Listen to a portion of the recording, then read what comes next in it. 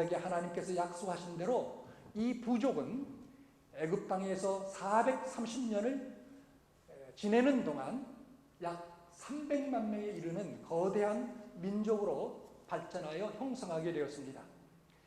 그러나 세월이 흘러 요셉을 알지 못하는 왕이 나타나게 됐고, 그 왕들은 위기의식을 느낀 나머지 핍박을 가하게 됩니다. 그래서 산하 제한을 가하고 더 이상 인구가 늘어나지 못하도록 여러 가지 정책을 피게 됩니다. 또 그 정책 가운데 하나는 고역이었습니다. 사역이었습니다. 그래서 이스라엘 백성들을 불러다 놓고 도시를 건설하게 하고, 그리고 많은 건물들을 짓는 일에 저들을 동원하여 사용하게 됩니다. 그래서 이스라엘 백성들이 어려움 가운데 하나님 앞에 울부짖게 됩니다. 그것이 출애굽기 2장 23절에 있는 말씀입니다. 이스라엘 자손은 고역으로 인하여 탄식하며 부르짖으니 그 고역으로 인하여 부르짖는 소리가 하나님 앞에 상달한지라. 그래서 하나님께서 저들의 부르짖는 소리를 들으시고 한 사람, 예배해 두신 사람을 하나님께서 보내십니다. 그 사람이 누구냐면 모세지요. 그래서 하나님은 모세를 파로왕에게 보내셔서 그에게 10가지 재앙을 내리게 하시고, 그리고 그 재앙으로 말미암아 애굽의 바로왕은 이스라엘 민족을 자유케 하고 그리고 해방을 시키게 하는 것을 우리가 보게 됩니다.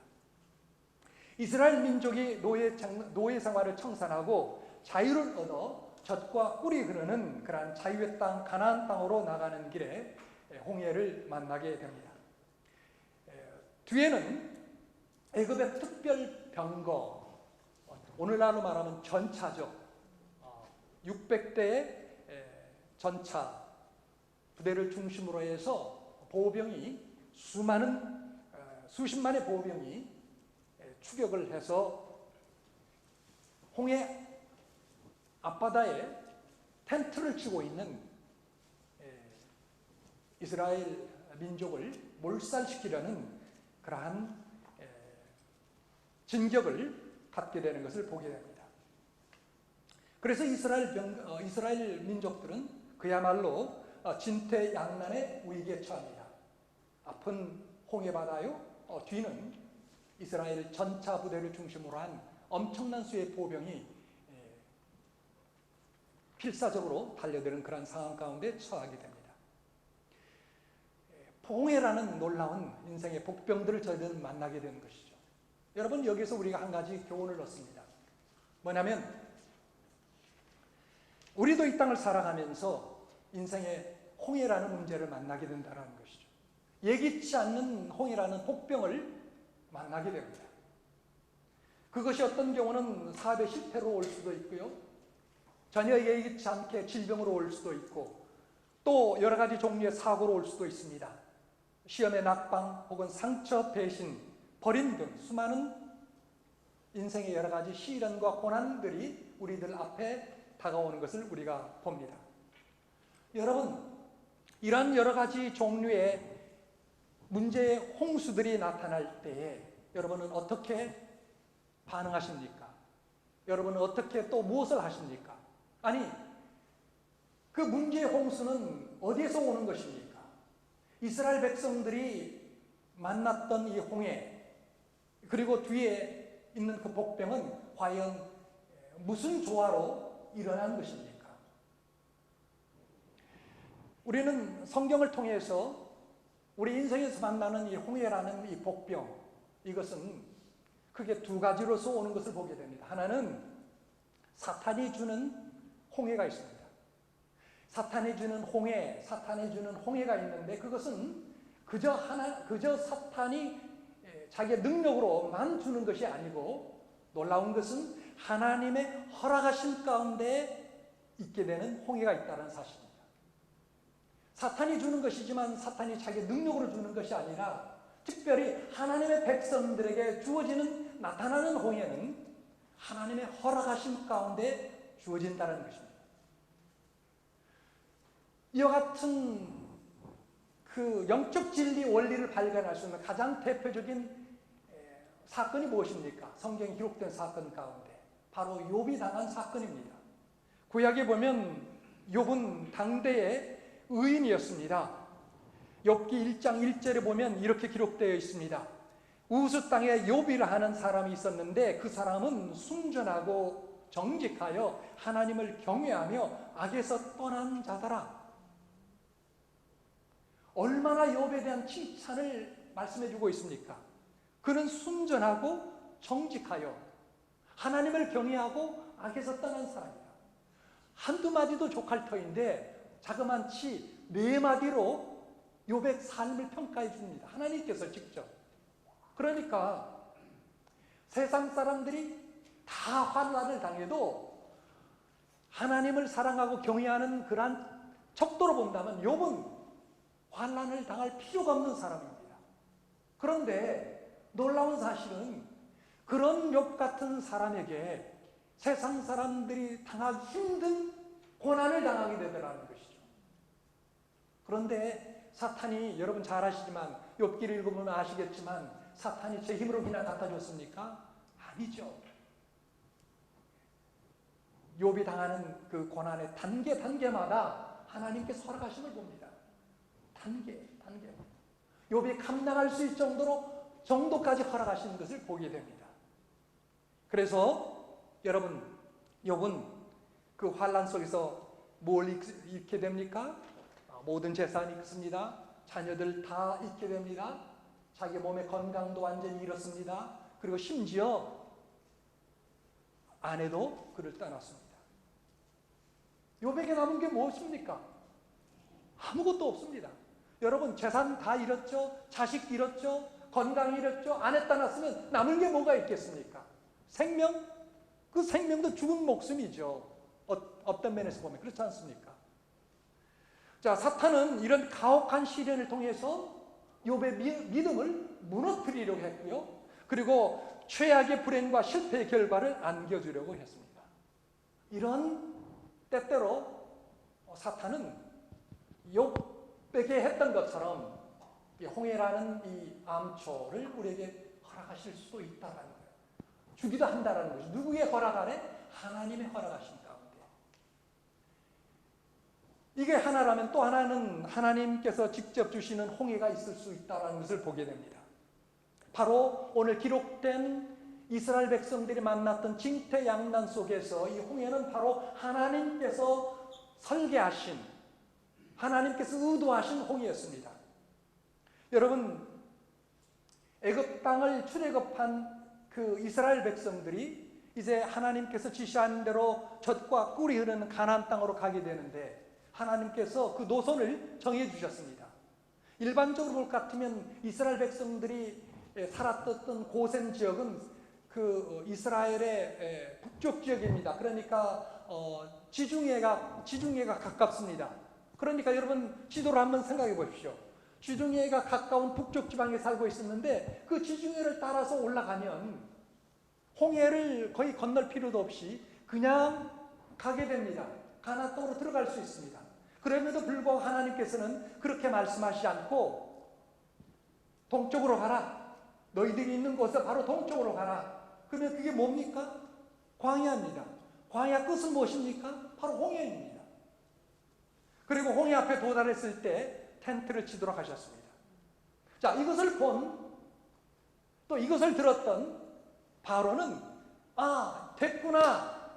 이제 저들은 스스로 함정에 빠졌구나. 이렇게 여기고 대군을 이끌고 이스라엘 모든 사람들을 수장시키기 위해서 그리고 칼로 치기 위해서 다가온 것입니다. 출애굽기 14장 1절 3절에 보시면 여호와께서 모세에게 이르러 가라사대 이스라엘 자손을 명하여 돌쳐서 바다와 믹돌 사이에 비라하롯 곧 비라히롯 앞 곧 바알스본 맞은편 바닷가에 장막을 치게 하라. 바로가 이스라엘 자손에 대하여 말하기를 그들이 그 땅에서 아득하여 광야에 갇힌 바 되었다니라. 여러분, 하나님께서 홍해 바닷가까지 지시하셔서 끌고 가신 거죠. 그렇게 함으로써 이제 바로를 하여금 오판하게 만들고 자기는 됐다, 이제 이스라엘 백성은 다 사로잡았다라고 했지만 하나님의 계획은 따로 있었다라는 것이죠. 자, 여기서 본 대로 여러분, 인생의 홍해는 두 가지를 소스로 올 수 있다는 거죠. 사탄이 주는데 그저 오는 것이 아니고 하나님 허락하신 가운데 오는 그런 홍해, 그 다음에 하나님께서 계획하셔서 우리에게 오는 홍해가 있을 수 있다는 것을 보게 됩니다. 자, 그렇다면 여기서 우리가 갖게 되는 질문은 이것입니다. 왜 하나님께서 후퇴 이스라엘 백성들을 쉬운 길로, 평탄한 길로 인도하시지 않고 왜 홍해 앞까지 인도하셔서 위기 가운데 빠뜨리셨는가 라는 문제입니다. 여러분 삶 가운데서 그냥 예수 믿고 평안히 살면 될 터인데 왜 때때로 예기치 않는 복병을 만나게 되는가요? 가장 중요한 이유는 시련과 고난을 통해서 인간은 성숙하고 참된 인격을, 예수의 형상을 담는 인격의 사람으로 만들기 위해서라는 것입니다. 여러분, 인생의 성공보다 더 중요한 것은 인격의 성숙입니다. 하나님은 어떤 사람을 사용하라고 하실 때 반드시 고난의 담금질을 통해서 먼저 당신이 원하시는 그릇으로 만들어 가십니다. 왜 그럴까요? 하나님께서 우리를 축복하시기 위함입니다. 여러분, 우리가 갖고 있는 그릇이 깨졌거나 거기에 구멍이 나 있다면 아무리 하나님께서 우리에게 축복을 부어주고 싶어도 그 축복이 그대로 거기에 간직될 수 있겠습니까? 다 흘러버리죠. 마찬가지 이유에서입니다. 만약 인격이 성숙되지 못하고 성공과 축복이 우리에게 주어진다면 그것을 통해 우리는 하나님의 축복을 선용해서 영광을 돌리는 것보다도 오히려 그것을 통해서 교만하고 오히려 악한 일을 할 수 있기 때문입니다. 그렇기 때문에 하나님께서 우리의 인격의 성장과 그리고 성숙을 이루어 가시는데 우리의 고난과 그리고 역경, 시련을 사용하신다는 것입니다. 그리고 허락하신다는 것입니다. 사랑하는 여러분, 섬김을 위해 주어진 중요한 권세를 가지고 사람들이 얼마나 그것을 오용하고 있는 것을 우리가 보게 됩니까? 여러분, 권세가 왜 주어졌습니까? 영화 무기누기라고 하나님께서 주셨습니까? 여러분들에게 매니저 줬고 사장 줬고 부장 줬고 어떤 높은 직책을 줬다면 그거 가지고 이 세상 떵떵거리며 살라고 주신 것입니까? 아니라는 것입니다. 오히려 그것을 가지고 하나님께 영광을 돌리고 섬기라고 주신 것이지 파워 엑서사이즈 하도록 주신 것이 아니다라는 것이죠. 그런데 이것을 모르는 사람들이 받았던 그러한 축복, 그게 명예든지 권세든지 물질이든지 이걸 가지고 얼마나 하나님의 영광을 올리는 것보다도 오히려 영광을 가리고 세상에 비난을 받는 경우들이 우리가 얼마나 듣고 보게 됩니까? 사랑하는 여러분, 꿈이 성취되는 것보다 꿈꾸는 자가 성숙하는 것이 더 중요한 원리임을 기억하십시오. 꿈이 이루어지는 것보다도 성취되는 것보다도 꿈꾸는 자의 성숙이 더 중요하다는 것이죠. 욥을 보십시오. 요셉을 보십시오. 요셉에게 하나님께서 꿈을 주셨습니다. 그러나 그보다도 그 꿈을 이루어지는 것보다도 하나님께서 더 귀히 보셨다는 것은, 더 중요하게 보셨던 것은 꿈꾸는 자 요셉의 성숙을 더 바라셨다는 거예요. 먼저 그것을 기대하셨습니다. 그렇게 하기 위해서 어떻게 하셨습니까? 요셉을 포로로 몰아가셨습니다. 애굽 사람들에게 종으로 팔려가게 했고요. 그런 가운데서 또 보디발에게 팔려가서 보디발에서 얼마나 섬겼습니까? 자그만치 11년을 섬겼습니다.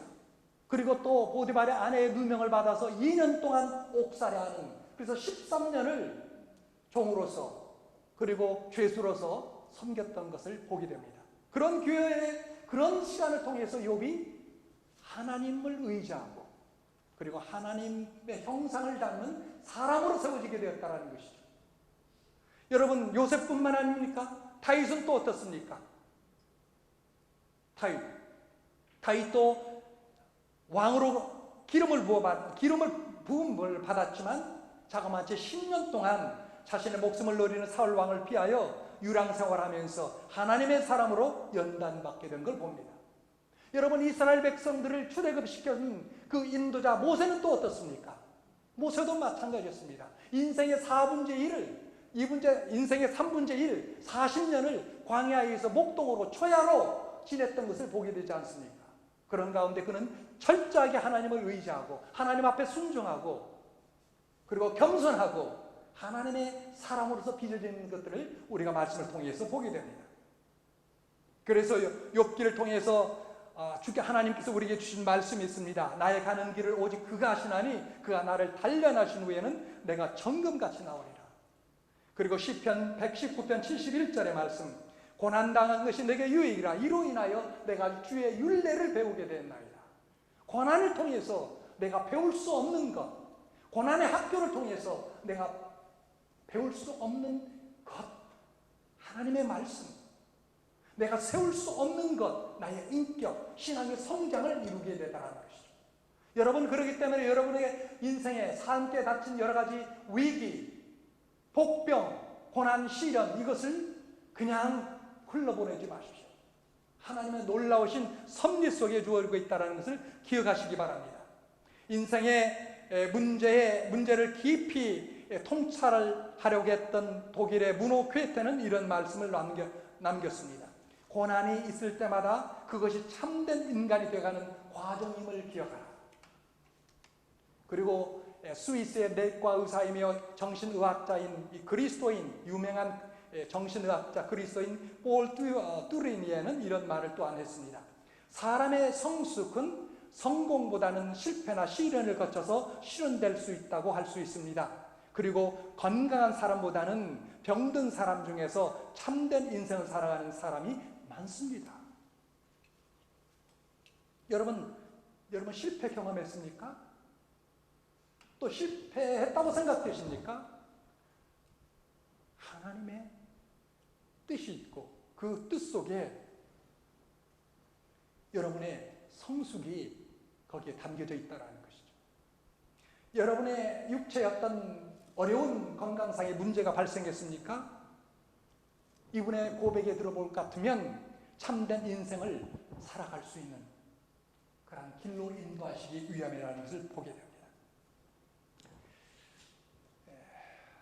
미국의 시인 헨리 롱펠로우가 시 가운데 이런 글이 있습니다. 뭐냐면 참고 기다려라. 고난은 땅에서 솟아오는 저주가 아니라 어둡게 변장한 모습으로 하늘에서 내려온 축복이리라. 사랑하는 여러분, 그렇습니다. 고난은 저주가 아니라 하나님께서 우리를 사랑하시고 우리를 새롭게 빚으시고 새로운 인생을 살아갈 수 있는 그런 주인공들로 우리에게 만드시게 하는 우리의 과정이라는 사실이죠. 자, 여기에서 우리가 한 가지 깊이 또 생각해야 될 문제가 있습니다. 뭐냐면, 자, 그렇다면 시련을, 인생의 고난을 우리가 경험했다고 해서 그것이 다 우리를 새롭게 만들고 위대하게 만드는 그러한 사건들이냐? 그렇지는 않습니다. 고난이 있을 때, 역경이 있을 때, 시련이 찾아올 때 거기에 그것들에게 내가 어떻게 반응하느냐에 따라 전혀 다른 문제가 된다는 것이죠. 여러분, 역경과 고난이 닥쳐왔을 때 그것을 우리가 하나님의 말씀을 쫓아서 제대로 반응하지 못하면 정말 그것은 불행이요 저주 같은 일이 될 수 있습니다. 그러나 하나님의 말씀을 쫓아서 하나님의 뜻 가운데 그 고난을 제대로 반응만 한다면 정말로 그건 축복이다라는 사실이죠. 그래서 어떻게 반응하느냐에 따라 그 미래가 결정됩니다. 시련 중에 무엇을 어떻게 하느냐, 그것이 바로 우리의 삶과 우리의 미래를 결정하더라는 것이죠. 달라스의 스톤 브라이어 커뮤니티 처치의 목사로 계시는 척 스윈들 목사님이 계시는데 여러분 혹시 그 미국 FM 방송 들으면 설교들 많이 나오는 방송 있죠? 1509인가요? 거기 보면 척수인들 목사님 메시지가 정기적으로 나오는데 그분이 이런 말을 했습니다. 잘 들어보십시오. 상당히 의미 깊은 그러한 말입니다. 인생에 대한 우리의 태도의 영향력은 어떤 언어로도 다 표현할 수 없다. 내가 인생을 살아가면 살아갈수록 인생이란 일어난 사건이 10%라면 그 일어난 일에 대한 우리의 반응은 90%에 해당한다는 것을 나는 확신한다.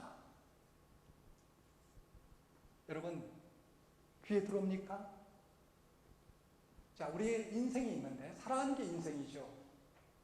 이것을 100으로 잡는다면 일어난 사건들, 사업 실패, 건강 잃은 것, 사고, 뭐 여러 가지 것들이죠. 이것들은 이분의 관찰해야 할 것 같으면 우리 인생의 10%밖에 안 된다는 것이죠. 그 사건 자체는. 그러면 90%는 뭐냐?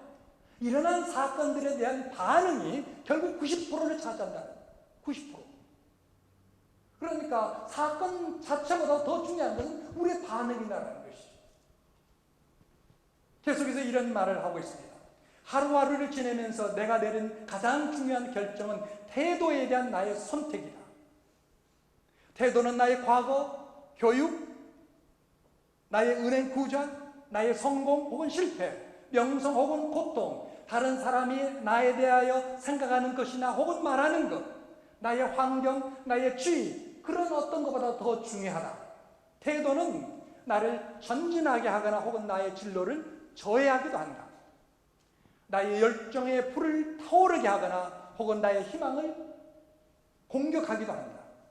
나의 태도가 올바를 때 나에게 너무 높은 장벽은 없고 너무 깊은 계곡도 없으며 너무 터무니없는 꿈도 없고 너무 가혹한 도전도 없다. 무엇이 바르면요? 태도가 바르면, 반응이 바르면 내 인생에 무슨 일이 일어났다 할지라도 그것이 나에게 하등 문제가 안 되더라는 것이죠. 자, 그렇다면 여러분, 인생의 고난 혹은 절망의 홍해 앞에 섰을 때 우리가 어떻게 반응해야 될까요? 오늘 본문에 볼 것 같으면 우리가 피해야 될 두 가지 것이 있습니다. 하나는 두려움이요, 또 하나는 불평 혹은 원망입니다.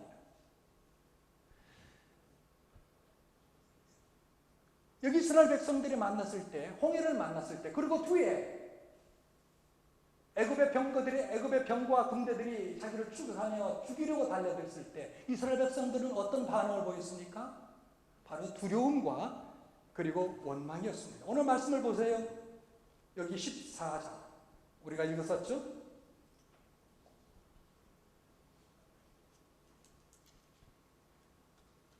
여기 10절 봅시다. 바로가 가까이 올 때 이스라엘 자손이 눈을 들어본즉 애굽 사람이 자기 뒤에 미친지라. 이스라엘 자손이 그 다음에 어떻게 말해요? 어떻게 기록하고 있습니까? 심히 두려워하여 여호와께 부르짖고 심히 두려워했다. 부르짖다. 왜 부르짖었어요? 그 밑에 나오죠? 11절 봅시다. 그들이 또 모세에게 이르되 애굽에 매장지가 없으므로 당신이 우리를 이끌어내어 이 광야에서 죽게 하느냐? 어찌하여 당신이 우리를 애굽에서 이끌어내어 이같이 우리에게 하느냐?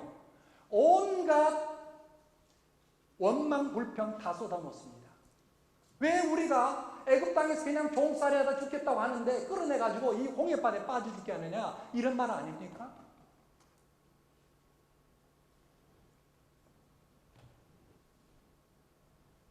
여러분, 이렇게 원망 불평하던 그리고 두려워하던 이스라엘 이 백성들은 어떻게 됐습니까? 그 태도, 그걸 나중에 홍해가 결국 갈라져서 건너갔죠. 그러고 나서 이제 정신 차려야 되겠구나. 하나님 의지하고 원망 불평 두려워하지 않고 살아야 되겠구나. 이렇게 하고 했습니까? 아니었습니다. 홍해를 건너가고 나서도 똑같이 원망불평하다가 여러분들 잘 아시지만 결국 어떻게 됩니까? 광야에서 다 진멸됩니다. 1세대 때는 다 죽게 됩니다. 2 사람 남겨놓고요.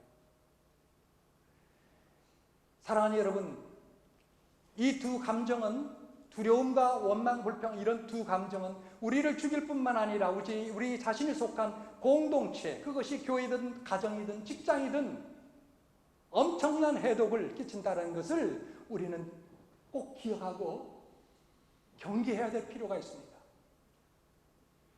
여러분, 모든 것이 잘 되면 내가 원하는 대로면 뭐 원망불평할 게 있고 두려워할 게 뭐가 있겠습니까? 그러나 어려울 때일수록 조심해야 된다는 것이죠. 어려울 때로. 특별히 여러분 가정 그렇습니다. 가정이요. 저는 개인적으로 스스로 행복한 사람이라고 생각합니다. 두 가지 이유가 있습니다. 하나는 하나님 은혜 때문이요. 그리고 하나는 제 아내 때문입니다. 아내가 천사라서 저는 행복한 게 아니라 쉽게 말하면 바가지 안 긁어요. 제가 얼마를 벌어오든지 바가지 안 긁더라고요. 그리고 부족하면 가서 일하더라고요. 내가 얼마나 고마운지 모르죠. 제가 미국 땅에서 들어온 미국 땅에 오래전 들어와서부터 그렇죠? 거의 쉬지 않고 학생 때는 학생으로서 제가 학생이니까 벌이가 시원찮으니까 저를 도와줬고요. 또 목회할 때는 또 목회하는 나름대로 또 어려우니까 도와줬고요. 그랬습니다. 얼마나 고마운지 모르겠어요. 사랑하는 여러분, 원망불평하지 마시고 오히려 감사하세요. 감사하세요. 그리고 두려워하지 마세요. 여러분, 우리 모든 인간은 두 가지를 두려워하게 되어 있습니다. 두 가지를 꼭 두려워하게 되어 있어요. 두 가지 중에 하나를 두려워해요. 서로 배타적입니다. 하나는 하나님을 두려워하든지 아니면 세상의 것을 두려워하든지, 세상의 권력, 세상의 물질, 세상에 주는 어떤 위협을 두려워하든지. 하나님을 두려워하면 세상에 어떤 것이 두렵지도 않고요. 하나님을 두려워하지 않고 세상을 두려워하면 하나님 두려워하지 않습니다. 그런 가운데 죄악으로 빠집니다. 이스라엘 백성들이 우리에게 보여준 전철이 그러지 않습니까? 그래서 우리가 홍해라는 위기가 닥쳤을 때에 우리가 피해야 될 것, 경계해야 될 것 두 가지다. 두려움, 하나는 원망 혹은 불평. 그렇다고 보면 오늘 본문을 통해서 우리가 가져야 될 게 뭐겠습니까? 우리가 꼭 지켜야 될 게 뭐겠습니까? 이것은 또 세 가지를 우리에게 이야기합니다. 첫째, 기도할 것을 이야기합니다. 14장 15절 말씀을 보십시오. 여호와께서 모세에게 이르시되 너는 어찌하여 내게 부르짖느냐. 모세가 하도 기도하니까, 하나님 앞에 매달려 기도하니까 이제 그만 기도하라 그 말 아니겠습니까? 그러면서 지시하십니다. 할 것을 지시하십니다. 여러분, 우리가 홍해라는 문제 앞에 만났을 때 우리가 해야 될 가장 중요한 일은 하나님 앞에 무릎 꿇고 기도하는 것입니다. 세상의 사람들에게, 나의 보스에게 찾아가서 힘 있는 사람에게서 무릎 꿇고 비는 것이 아니라 하나님 앞에 먼저 기도해야 된다는 것이죠. 루이스 에반스라는 사람은 이런 이야기를 남겼습니다. 하나님께 무릎을 꿇는 사람은 어떤 일에도 일어설 수 있다. The man who kneels to God can stand up to anything. 하나님 앞에 무릎 꿇는 사람은 어떤 것에서도 일어설 수 있다. 그 다음에 앤드류 머레이 이런 이야기를 남겼습니다. 하나님은 그의 성도들의 기도로 세상을 다스리신다. God rules the world by the prayers of His saints. 사랑하는 여러분, 어려운 문제 있습니까? 기도하십시오. 기도하십시오. 집에서, 교회에서, 어디에서든지 기도하십시오. 긴 기도가 아닐지라도 순간순간 쪼각 기도라도 기도하십시오. 하나님께서 역사하십니다. 홍해를 가르십니다. 그 다음에 두 번째 우리가 하나님 앞에 해야 될 것이 있습니다. 두 번째는 뭐냐면 잠잠하라. 14장 13절 14절 보세요. 모세가 백성에 이르되 너희는 두려워 말고 가만히 서서 여호와께서 오늘날 너희를 위하여 행하시는 구원을 보라. 여호와께서 너희를 위하여 싸우시리니 너희는 가만히 있을지어다. 가만히 있어라. 몇 번 이야기합니까? 두 번씩이나 이야기합니다. 반복해서 이야기합니다. 무슨 이야기입니까? 하나님께서 일하실 그의, 하나님께서 일하실 그 시간을 제공하라는 것이죠. 내드리라는 것입니다. 우리는 어려운 문제에 당하면 어떻습니까? 기도해야지. 그래, 기도하자. 기도하고 나서 그 다음 어떻게 합니까? 이 문제를 어떻게 풀어갈까? 모든 아이들이 짜내고 모든 경험을 동원하고요. 그 다음에 내가 만나고 싶은 사람을 찾아가서 만나서 그 문제를 해결하려고 힘쓰지 않습니까? 하나님이 일하실, 하나님이 계획하실 그러한 기회와 시간을 드리지 못하는 것이죠. 가만히 있으라는 것입니다. 여러분, 수영하지 못한 사람이 물에 빠져서 허부적거릴 때 구조받을 수 있는 가장 안전한 그리고 가장 합리적인 방법이 무엇입니까? 그냥 물에 안 빠질 정도만, 그렇죠? 움직이든지 그래서 기다리는 것이 아니라 가만히 있는 것 아닙니까? 그래야 구조요원이 와서 그를 붙잡아 건져내는 것 아니겠습니까? 시편 46편 10편에 이야기합니다. 이르시기를 너희는 가만히 있어 내가 하나님 됨을 알지어다. 내가 열방과 세계 중에서 높임을 받으리라 하시도다. 하나님을 의지하는 가운데 하나님께서 어떻게 역사하실지 주목하며 기다리며 기대하며 바라라는 것입니다. 세 번째, 우리가 태해야 될 반응 혹은 태도가 있습니다. 그것은 믿음의 발걸음을 이제 옮겨라는 것입니다. 하나님께서 이야기하십니다. 너는 이제 어찌 기도만 하느냐? 이제 기도됐다. 그 다음에 내가 이른 바를 행하라 라고 이야기합니다. 출애굽기 14장 15절 16절 말씀, 이스라엘 자손을 명하여 앞으로 나가게 하고 지팡이를 들고 손을 바다 위로 내밀어 그것을 갈라지게 하라. 그것으로 갈라지게 하라. 이스라엘 자손이 바다 가운데 육지로 행하리라. 여러분, 이 말씀 들었는데 제가 묻겠습니다. 어느 것이 맞겠습니까? 자, 모세가 지팡이를 들어 바다를 쳐서 갈랐습니다. 그리고 나서 이스라엘 백성으로 건너가라 했습니까? 아니면 이스라엘 백성으로 바다를 향해서 걸어가라. 그러고 나서 걸어가는 모습을 보고 모세가 지팡이를 들어 바다를 향해 지팡이를 들었습니까? 후자입니까? 전자입니까? 여러분, 쉽게 영화를 보면 어떻게 나옵니까? 모세가 먼저 치죠. 바다를 갈라놓습니다. 그러고 나서 이스라엘 백성이 건너갑니다. 이것은 성경을 인용하지 제대로 보지 않는 것이죠. 거꾸로 되어 있습니다. 하나님께서 모세를 통해서 이야기하십니다. 바다로 건너가라. 들어가라. 들어가니까 모세가 지팡이를 들어서 바다를 향합니다. 그럴 때 갈라집니다. 무슨 이야기입니까? 먼저 믿음의 발걸음을 옮겨라라는 것이죠. 믿음의 발걸음을 옮겨라라는 것이죠. 하나님이 지시하시는 것을 따라 행하라는 것이죠. 여러분, 믿음이란 뭡니까? 믿음이란 증거를 보았기 때문에 믿는 것이 아닙니다. 믿음이란 하나님의 약속의 말씀을 순종하여 행동하는 것이 믿음입니다. 그래서 히브리서 11장 1절 말씀, 믿음은 바라는 것들의 실상에 보지 못하는 것들의 증거니라라고 이야기하고 있지 않습니까?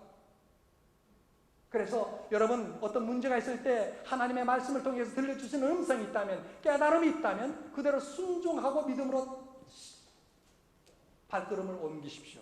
그러면 하나님께서 홍해가 갈라지도록 역사하실 것입니다. 여러분, 말씀을 맺겠습니다. 하나님의 사람은 어떠한 고난과 절망의 홍해 앞에서도 두려워하거나 불평해서는 안 됩니다. 오히려 시련을 통하여 하나님께서 나의 교만을 꺾으심을 깨닫고 감사하십시오. 감사하십시오. 감사하십시오. 그리고 또한 성숙한 인격의 사람으로 만드셔서 위대하게 사용하시는 하나님의 섭리로 깨닫고 믿음으로 걸어나가십시오. 가장 아름다운 선율이 나타나는 공명을 내는 바이올린은 고통스러운 환경에서 자란 나무로 제작된다고 합니다. 바이올린을 만드는 제작자들은 로키 산맥이나 아니면 알프스 산맥, 다시 말해서 3,000m 이상 되는 수목 한계선을 넘어서는 곳에서 자라나는 나무를 가지고 바이올린을 만든다고 합니다. 3,000m 이상. 여러분, 백두산 높이가 얼마인지 아세요? 2,745m예요. 그러니까 백두산 높이보다 더 높은 곳에서 자라는 나무를 사용해서 만드는데 그냥 일반적인 나무가 아니고 특별한 나무입니다. 그 나무들을 저들은 뭐라고 부르냐면 무릎을 꿇은 나무라고 합니다. 이 지대의 나무들은 매서운 바람으로 인해 곱게 자라지 못하고 무릎을 꿇는 그러한 모습을 한 채 서 있는 나무들입니다. 이 나무들은 연약한 환경이지만 생존을 위해 무서운 인내를 발휘한 그런 나무들입니다.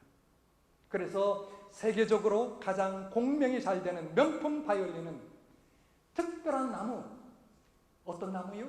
무릎을 꿇은 나무, 마치 무릎을 꿇은 나무, 시련과 바람과 악조건 속에서 끝까지 견뎌나는 그러한 나무들을 가지고 깎아서 바이올린을 만드는 거예요. 사랑하는 여러분, 인생의 홍해 앞에서도 하나님 앞에 무릎을 꿇는 사람이 되어 여러분 모두가 다 명품 성도로 크게 쓰임받는 그런 성도들이 될 수 있기를 주님의 이름으로 축원을 드립니다. 같이 기도합시다. 하나님 아버지, 오늘 귀한 말씀을 다시 한번 감사합니다. 우리 앞에 때때로 예기치 않는 홍해라는 그런 암초 혹은 복병을 만나게 됩니다. 주님, 사탄이 하나님의 허락 가운데 주는 것이든 하나님